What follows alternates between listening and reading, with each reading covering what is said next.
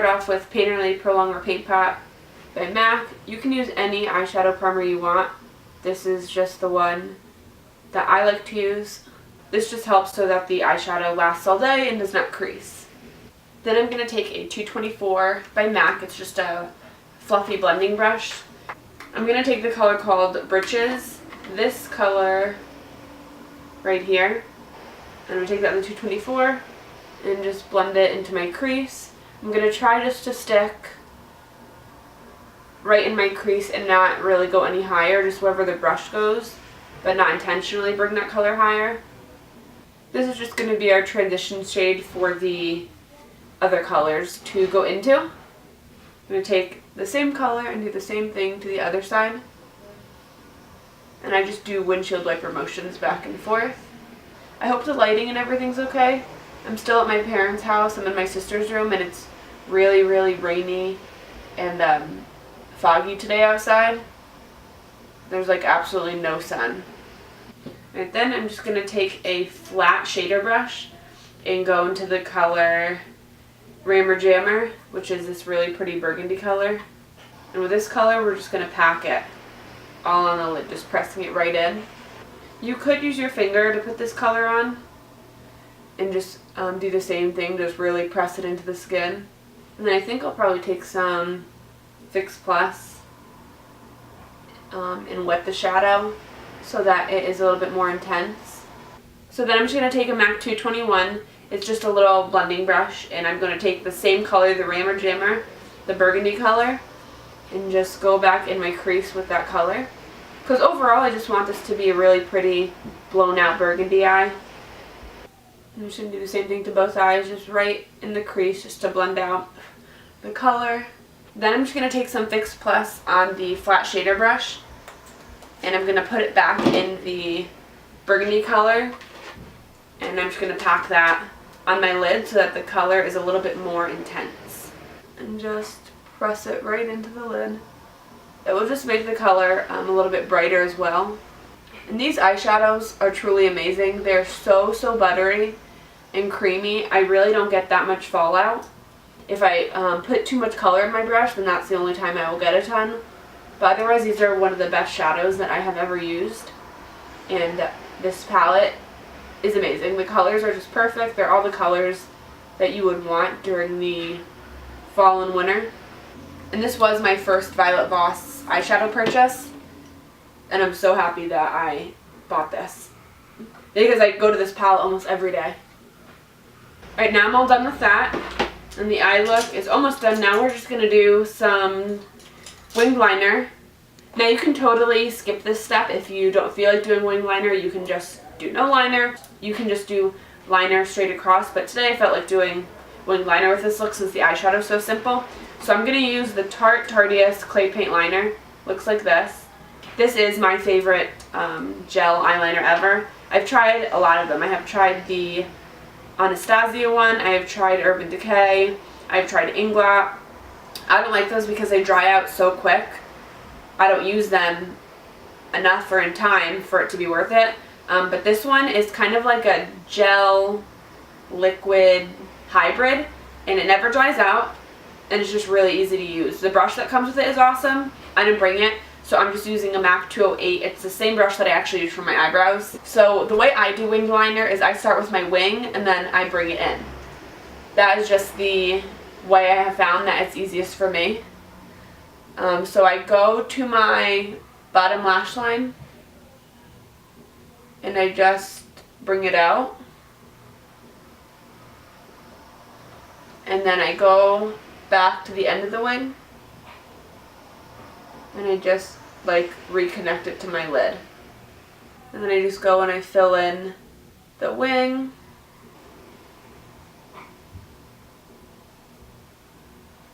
The other reason why I really like this eyeliner is because it dries to a matte finish. I personally do not like shiny eyeliner. So that eye is all done. I'm going to go to the other eye, put on some lashes, and then I'll be right back. Okay, so all I did was put on my lashes, finish my liner, and if you see a little bit of white on the top of my eye, it's the lash glue still drying. But now what we're going to do is I'm just going to take a little bit of black eyeliner and just put it on the lower lash line. So just a little bit, not on the waterline, just lower lash line, because I'm going to bring that cranberry color on the lower lash line as well. So I want something to make it pop a little bit and have it be able to stick to something. The brush that I'm going to use is one of my favorites for putting shadow on the lower lash line. It is the Morphe M432 brush. It's just a really flat brush. And then I'm just going to take the same cranberry color that we used on top, pack it on the brush, and then go and shimmy it right over that black eyeliner. And I actually did prime my skin off camera because the primer that I use has to set for about 2 minutes. So the one that I used, it looks like this. It's called J.one Jelly Pack. It's Dramatic Firming Skin with Improved Elasticity and Pore Smoothing. I got this from Sephora. I can't even read the back too because it is in Korean. So what it is, it's a primer and a skincare all-in-one. I got it to make my makeup go on smoother and look a little bit smoother, and so far I really like it. But when you put it on, you have to pack it into the skin or really press it. So when I put it on, I dot it all over my face, and then you just go like this. It looks silly, but if you rub it in, it balls up. So that's why I did that off camera. So the foundation that I'm going to go in with today is one of my favorites. It's the Milani Conceal and Perfect 2-in-1 Foundation and Concealer. Now my shade is 09 Tan, and this is really dark, so don't mind that. But I'm going to take it just on a Q-tip and just dot it all over my skin. And then I'm going to take one of my favorite brushes, it's the Real Techniques buffing brush, and just go to town and blend it in. So I really like this foundation because it's full coverage and I like the way it looks on my skin. It has a little bit of a radiance to it. So because this foundation has a radiance to it, I do not use this on my nose because my nose is the #1 thing to kind of melt off when I have my makeup on. So I'm using the Anastasia Stick Foundation in Caramel. And this is what I've been using lately just for my nose because it really lasts throughout the day for me. And I totally forgot to mention the lashes that I used. I used the Violet Voss lashes in I Need You. And these are, what are these? It says they're made of premium fibers or natural hair. So the packaging looks like this. I do have more oily skin on my T-zone, normal to dry, almost everywhere else. So the foundation works good on my skin. I just don't use it on my nose because I know my skin and I know that it wouldn't last. Then I'm going to go in with my favorite concealer, the Tarte Shape Tape in light medium. And I'm just going to put that, I put that under my eyes, a little bit on my nose. I'll use whatever I have left over on my beauty blender to put some on my forehead to highlight that area. And this is truly the best concealer I've ever tried. I've tried a ton. I have used MAC Pro Longwear Concealer, MAC Studio Finish Concealer, NARS Radiant Creamy Concealer, the Urban Decay Concealer, the Tarte, what is it? The really full coverage Tarte one that comes in like a little bottle that's a squeeze tube. The Mariiah Concealer, whatever that one is. I've tried that one. Those are what I know of off the top of my head.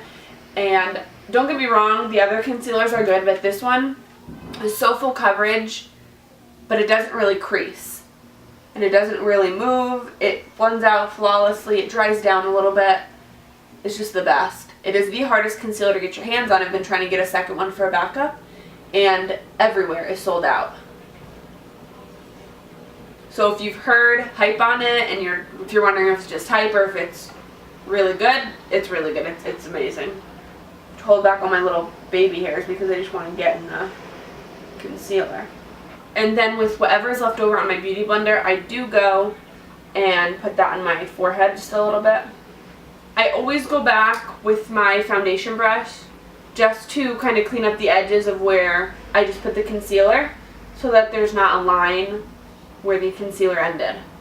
And then to contour, this is what I always use. It's the Makeup Forever Ultra HD Invisible Cover Stick Foundation. And the shade is 177 Y505. This is what I've been using for at least a year. It blends out really, really nice. And I like to contour with a cream because it just looks a lot smoother to me than going and contouring with a powder. I will set it with a powder, but this is just ultimately my favorite way to do it. And then I blend it out with a Real Techniques contour brush. This is also my favorite brush to blend it out with. If you haven't tried the Real Techniques brush, you need to. They're so affordable, and I use them every day for my makeup. I always go back with my Beauty Blender then, just to go over where the concealer and the contour meet. And I do contour my nose a little bit. I use the same Makeup Forever stick foundation on an oval brush. Just got this off of AliExpress. And I just do 2 lines down the side of my nose. I don't go too crazy, and I don't really do this every day. I just kind of do it whenever I'm wearing a little bit more heavier makeup. And then I'll just blend this out with my foundation brush. And to set my concealer, I'm going to use the Kat Von D Levitation Shade and Light Contour Palette Refill. I just got the refill one off of the Sephora website because I don't use any of the contour shades in the palette. And then I do take it on a Beauty Blender and press it right on top of the concealer. For me, this just ensures that the concealer won't crease throughout the day. And the Levitation is a more peachier shade, so I use that when I have a darker foundation on, because I find that sometimes if I use the yellow, it will look too light under the eyes. And with whatever's left over on my sponge, I'll put a little bit on my forehead, and then I'll just take a flat shader brush and put a little bit on the bridge of my nose to set that concealer. Now to set the rest of my skin, I use MAC Studio Fix Powder in shade NC42 and a Real Techniques Duo Fiber Face Brush. And then I just press that into the skin instead of buffing it everywhere. I just like everything to make sure that it's really locked in, because I don't like when I touch my skin and I feel tackiness. And then before I go and I finish the rest of my face makeup, I do go back with that cranberry shade again, just to blend that out where we had it before. It's just that when I went in with a concealer, it kind of disappeared a little bit. So I'm just going to go back and put a little bit more of the cranberry shade right underneath the lower lash line. So then for the bronzer, blush, and highlighter, I'm going to use the new Sweet Peach Glow Peach Infused Highlighting Palette. The packaging looks like this. And I figured I'd give this a try since I'm a little bit, since my skin's a little bit more tan. I wanted to see if the bronzer shade would show up on me at all, or if it's just going to give my skin a glow. So the actual packaging is like this, and for size reference, it's about the size of my hand almost all the way. And then it does come with a little mirror, and then you have the 3 shades. There's the highlight shade, the blush shade, and then the bronzer shade. I truly don't think the bronzer is going to show up on me because it's kind of light.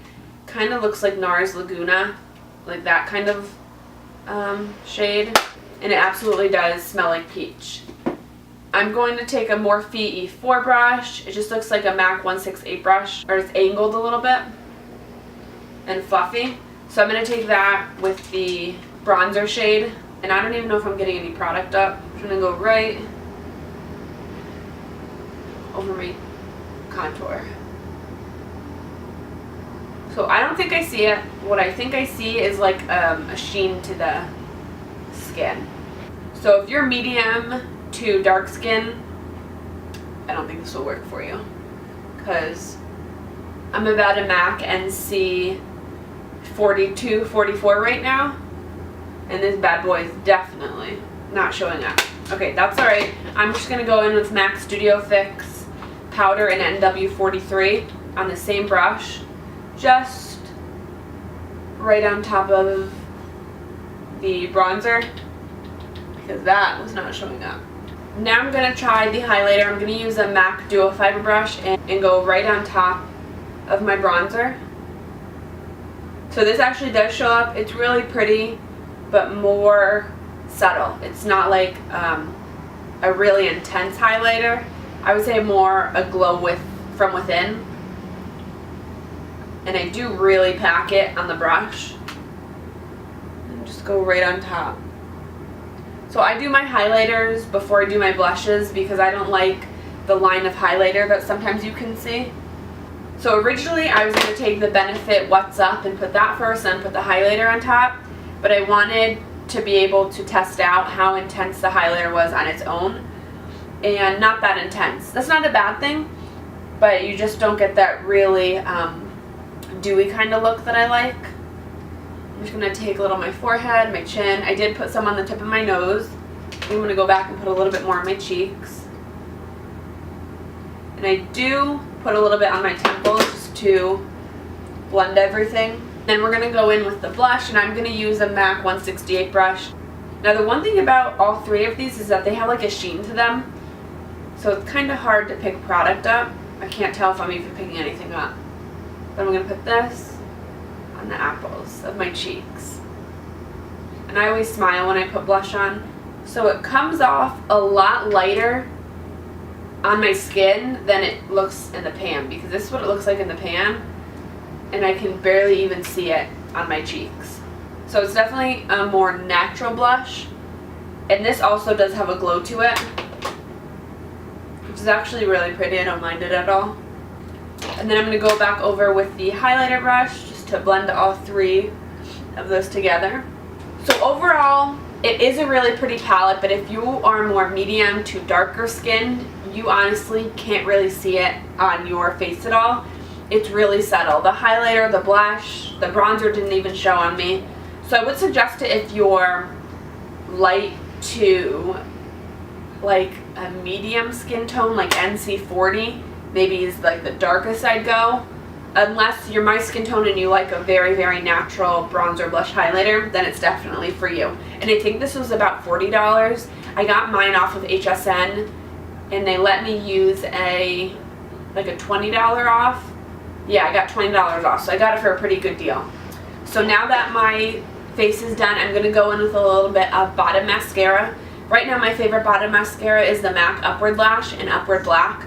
I like it because it gives really dramatic lashes, bottom and top. And I didn't even mention the color of the highlight. It's more of a champagne color with like a peach undertone. For lip liner, I'm going to use OCC lip liner in Pennyroyal. And I'm just going to put that all over. And then for lipstick, I'm going to use Dose of Colors Liquid Lipstick in Sand. This is my favorite holy grail liquid lipstick, formula, and color. And that is the finished look. I hope you guys like this. Get ready with me using new products. Sorry about the lighting. I'm working off of natural light, and the sun is kind of coming in and coming out, so I don't know how this is going to look. I hope you guys like this Get Ready with me. Thank you so much for watching, and I will see you guys in my next video. Bye.